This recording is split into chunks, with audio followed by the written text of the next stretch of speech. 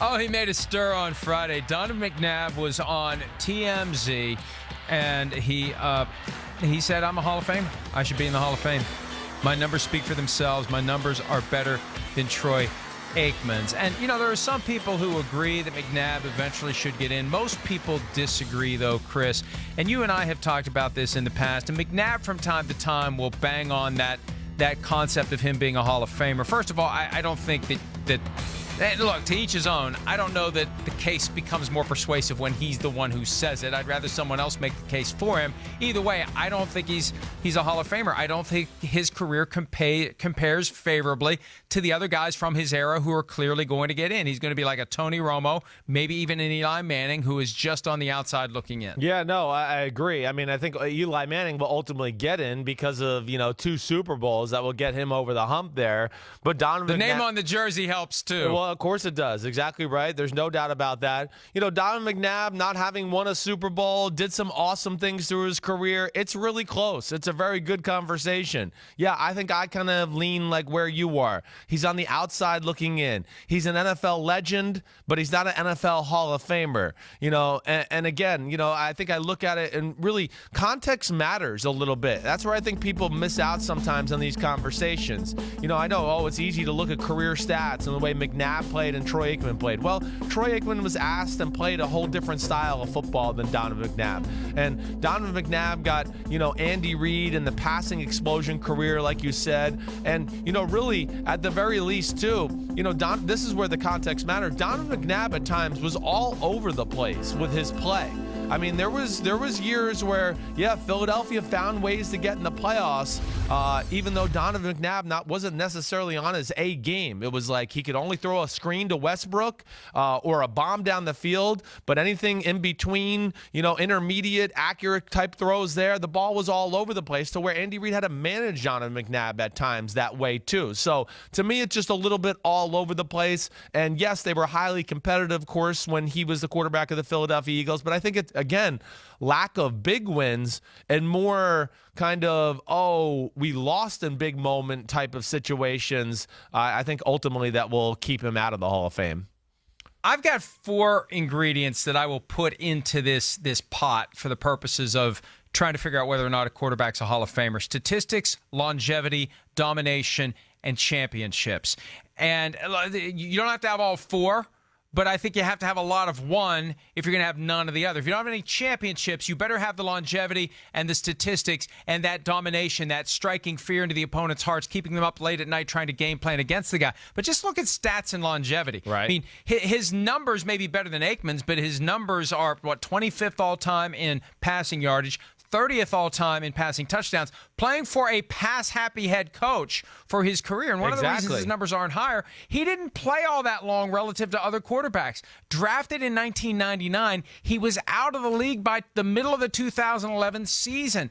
That is not longevity as quarterbacks go. Not when you got Tom Brady playing 20 years. That's not playing long enough to have the body of work that allows you to walk right through the front door to the Hall of Fame. No, exactly right. You're right. I mean, it was a lot of awesome kind of really good years smashed in the middle of there, but a little bit all over the place that way. And, you said it. I mean, Andy Reid, as we've seen, runs an offense that's very quarterback friendly. I mean, let's not forget, 2 years ago, Alex Smith led the NFL in passing with the Kansas City Chiefs. While Patrick Mahomes was sitting on the bench, Alex Smith was the number 1 rated quarterback in football. So that just, a little inkling into what Andy Reid can do. And I think Andy Reid is responsible for some of the things that, Donovan McNabb went through. When I talk about the struggles, I think those struggles would have been far greater if he didn't have a guy like Andy Reid who could deliver up some silver platter type plays and completions at times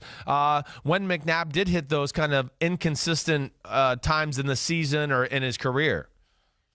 You know, he started off his career extremely well. 5 straight Pro Bowl appearances from 2000 through 2004, and obviously 4 straight NFC Championship games, a Super Bowl appearance. But it really fell off for him in 2005. That was the year he was dealing with the hernia most of the season, finally shut it down, and only had 1 Pro Bowl appearance from 2005 through the end of his career. So that back half of his career was not good, and just ultimately not good enough to get into the Hall of Fame. And you know, maybe at some point, years from now, once all of the guys who are going to get, maybe he's a senior committee candidate.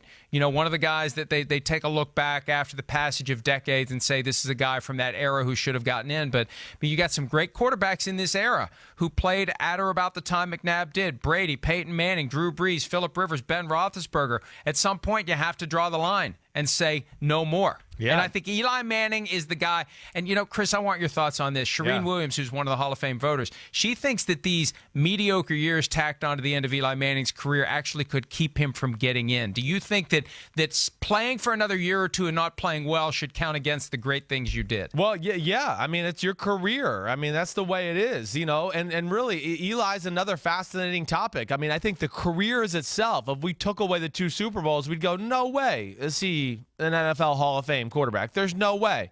He had 2 runs that were special, and that's, of course, going to bring us into that conversation. We're talking about a quarterback who is, you know, close to 500 career winning record. You know, Eli Manning's never won a home playoff game.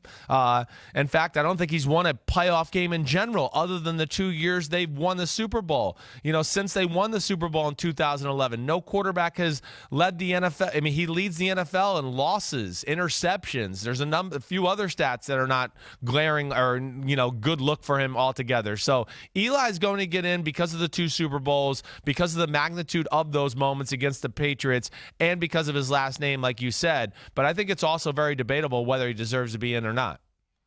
Well, I think he's the last one in from that era, and I don't think McNabb or Romo or anyone else who would be in the Hall of Very Good is going to end up in the Hall of Fame. Hi, I'm Mike Tirico, and thanks for watching. Make sure to hit subscribe for the latest news and highlights from NBC Sports.